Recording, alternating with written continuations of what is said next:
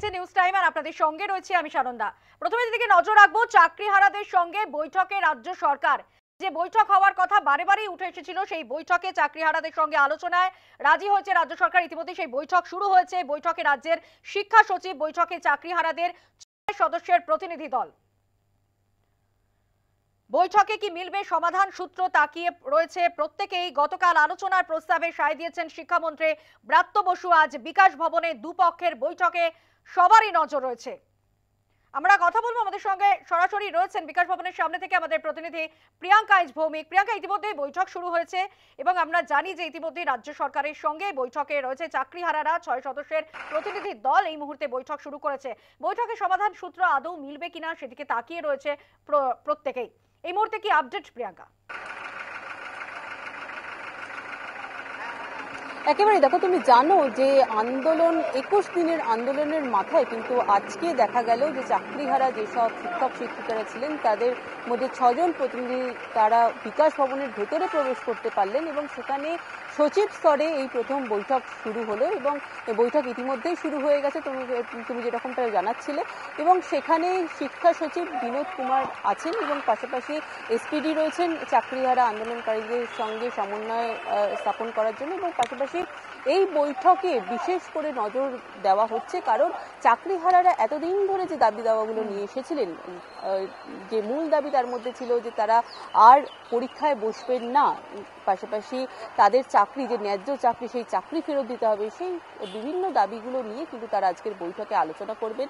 এবং তুমি জানো সুপ্রিম কোর্টের নির্দেশে 31শে মে পর্যন্ত সময়সীমা ছিল বিজ্ঞপ্তি জারি করার, অর্থাৎ নতুন নিয়োগের বিজ্ঞপ্তি। সেক্ষেত্রে যেসব চাকরিহারা শিক্ষক শিক্ষিকা রয়েছেন তারাও নতুনভাবে পরীক্ষায় বসার সুযোগ পাবেন। কিন্তু সেখানে চাকরিহারা এই আন্দোলনকারী শিক্ষক শিক্ষিকারা তারা কিন্তু স্পষ্ট জানিয়ে দিয়েছিলেন যে তারা আর নতুন করে পরীক্ষায় বসবেন না এবং সেই দাবিটা কিন্তু আজকের এই বৈঠকে তারা তুলে ধরবেন। এবং সরকারের কাছে এর আগেও তারা চিঠি দিয়েছিলেন, ইমেল করেছিলেন, বারে বারে তাদের দাবি জানিয়েছিলেন। যদিও তুমি জানো যে গতকাল শিক্ষামন্ত্রী ব্রাত্য বসু তিনি জানিয়েছিলেন যে তার কাছে যে চিঠি এসেছিল সেটি ফরম্যাটগতভাবে কিছুটা সমস্যা ছিল এবং সেক্ষেত্রে দাঁড়িয়ে তারা কিন্তু আরও একবার শিক্ষা দপ্তরে তাদের পক্ষ থেকে যে দাবি দেওয়া সেই দাবি দেওয়া নিয়ে চিঠি জমা দেবেন এবং পাশাপাশি আজকের যে বৈঠক সেই বৈঠকেও কিন্তু তাদের দাবিগুলোকে সামনে রাখবেন। কারণ হাতে বেশি সময় নেই, কারণ তোমাকে যেরকমটা বলছিলাম 31শে মে এই কয়েকদিনের মধ্যে কিন্তু সময়সীমা শেষ হয়ে যাবে, যেখানে সুপ্রিম কোর্টের তরফ থেকে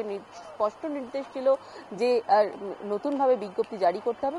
সেখানে দাঁড়িয়ে আজকের এই বৈঠক থেকে কি সমাধান সূত্র বেরোয়, আদৌ সমাধান সূত্র বেরোয় কিনা সেই দিকেই কিন্তু নজর থাকবে। তেমনই কিন্তু চাকরিহারা যেসব শিক্ষক শিক্ষিকারা আছেন তারাও তাকিয়ে রয়েছেন রাজ্যের দিকে, কারণ তারা কোনো রকম ভাবে কিন্তু দুর্নীতির সঙ্গে যুক্ত ছিল না। যে দুর্নীতির জন্য পুরো গোটা প্যানেলটা বাতিল হয়েছিল, বাতিল করতে বাধ্য হয়েছিল চাকরি বাঁচানো নিয়ে এই মুহূর্তে আলোচনা চলছে এবং বারে বারে চাকরিহারারা দাবি করছেন যে সম্মানের সঙ্গে যোগ্যদের চাকরি ফিরিয়ে দিতে হবে এবং এই দাবিতে তারা আন্দোলনের অবস্থানে অনড় রয়েছেন। এবং এরই পাশাপাশি আমরা যে ছবির দিকে নজর রেখেছি, এই মুহূর্তে বৈঠকে বসেছে তারা, বৈঠক করছে চাকরিহারাদের সঙ্গে, বৈঠক করছে রাজ্য সরকার। আপাতত ধন্যবাদ প্রিয়াঙ্কা।